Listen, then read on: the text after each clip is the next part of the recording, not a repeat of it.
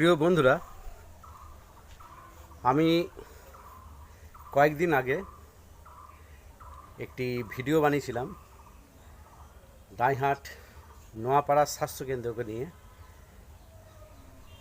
বিষয়টি ছিল যে এই স্বাস্থ্যকেন্দ্রটি একটু বড় মাপের করা, এবং সেটা জানিয়েছিলাম কৃষ্ণ ঘোষ মহাশয়কে এবং ট্যাগ করেছিলাম মাননীয় মুখ্যমন্ত্রী শুভেন্দু অধিকারী মহাশয়কে।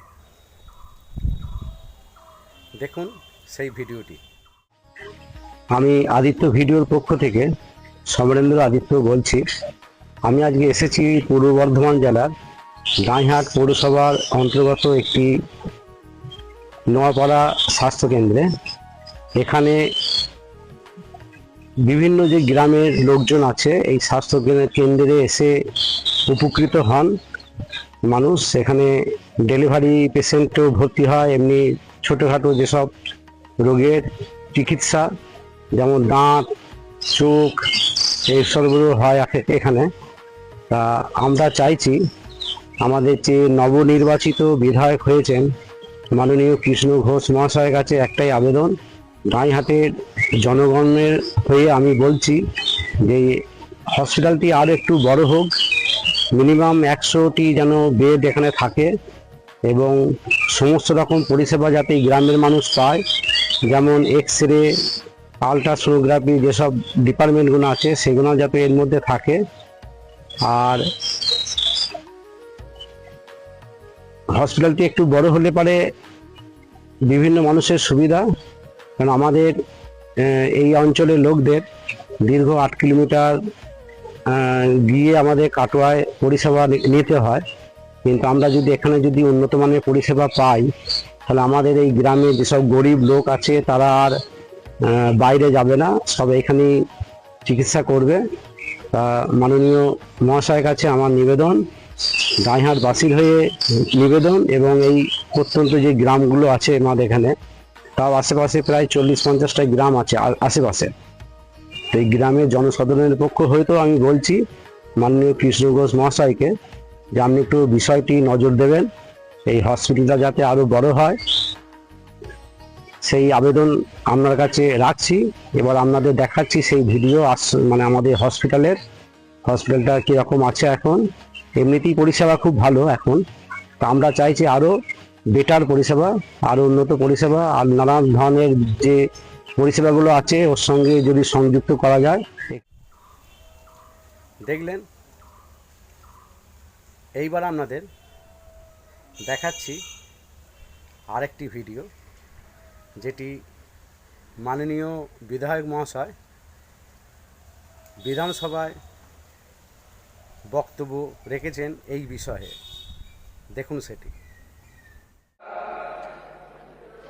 মাননীয় অধ্যক্ষ মহাশয়কে আমার প্রণাম। আমি কাটোয়া বিধানসভার বিধায়ক। আমার যে এলাকার সমস্যা, কাটোয়ায় যে একটা হসপিটাল আছে সেখানে 4টে জেলার লোক ওখানে আসে, কোনো রকমের চিকিৎসা নেই। আমি চাইব যে কাটোয়ার হসপিটালকে সুপার স্পেশালিটি হসপিটাল হিসাবে করা হোক। এছাড়াও গ্রামীণ ক্ষেত্রে যে উপস্বাস্থ্য কেন্দ্রগুলো আছে সেখানে এখন গরু, ছাগল এইসবই চড়ে, ডাক্তারও নেই। যাতে সেখানে ডাক্তার আর নার্সের ব্যবস্থা করা যায় আর তাকে একটু উন্নত মানের করা যায় তার ব্যবস্থা করা, তাহলে গ্রামের মানুষগুলো তারা গ্রামেই অন্তত চিকিৎসার ব্যবস্থা পাবে। এছাড়াও দ্বিতীয় হচ্ছে যে শিক্ষা যে আছে, যে স্কুল আছে কিন্তু শিক্ষক নেই, সেই গ্রামগুলো বিষয়ের বাইরে যাচ্ছে না। আমার দুটোই আছে, শিক্ষা প্লাস স্বাস্থ্য একটা। আচ্ছা, ঠিক।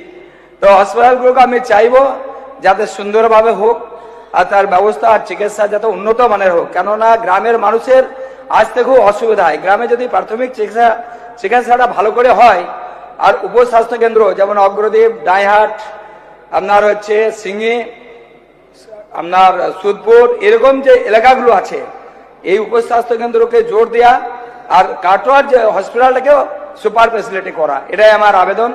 নমস্কার, ভারত মাতা কি জয়। দেখলেন ভিডিওটি। ব্যাপারটা হচ্ছে, আমি যে ভিডিওটি করেছি তার যে গুরুত্ব ওনারা দিয়েছেন, ওনাদের জানিয়েছিলাম ফেসবুকের মাধ্যমে, ইউটিউবের মাধ্যমে। যাক, ওনারা দেখেছেন, গুরুত্ব দিয়েছেন, বিধানসভায় এই নিয়ে আলোচনাও হয়েছে। এটাই আমাদের কাছে গর্ব যে আমরা এমন বিধায়ক পেয়েছি যারা আমাদের কথা শুনে বিধানসভায় বক্তব্য রাখছেন। বিগত দিনে আমরা এই রকম দেখতে পাইনি কো। তখনও কিন্তু ফেসবুক, ইউটিউব সবই ছিল, কিন্তু ওনারা কিন্তু ডাইরেক্ট যে লাইভ স্ট্রিমিং বিধানসভা থেকে হয় সেটা ওনারা কেন করেননি জানি না, তবে আমরা জানতে পারিনি ওনারা কি বক্তব্য রেখেছেন আমাদের জন্য। আমরা সেটি দেখলাম, খুব ভালো লাগলো। এই রকম ভালো জিনিস নিয়ে যদি আলোচনা করা হয়,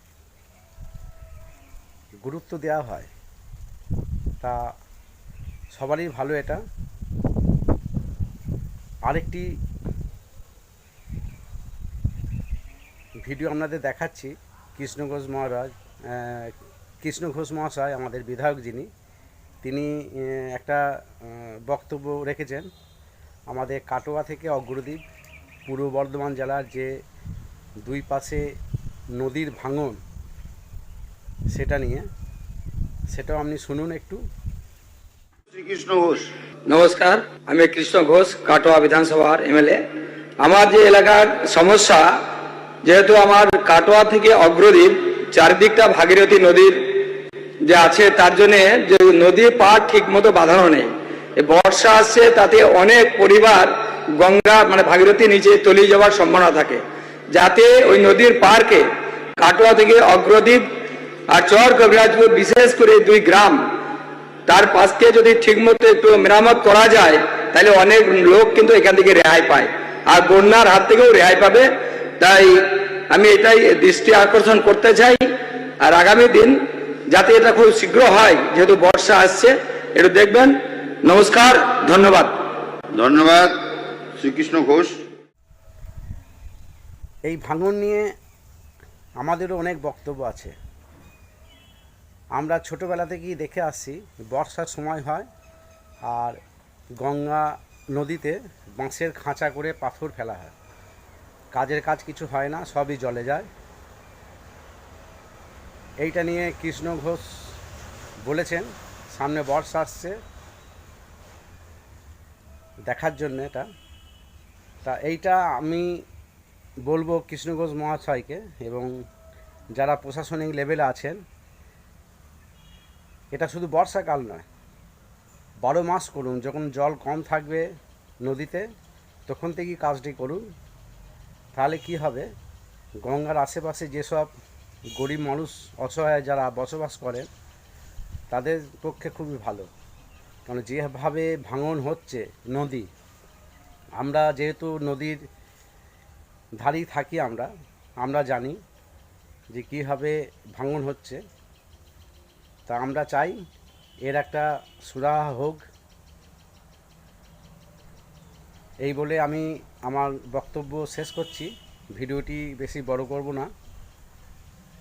ভিডিওটি ভালো লাগলে লাইক করবেন এবং আপনাদের মূল্যবান যেসব মতামত আছে একটু জানাবেন এবং বন্ধুবান্ধবদের শেয়ার করবেন। অনেক অনেক ধন্যবাদ আপনাদের।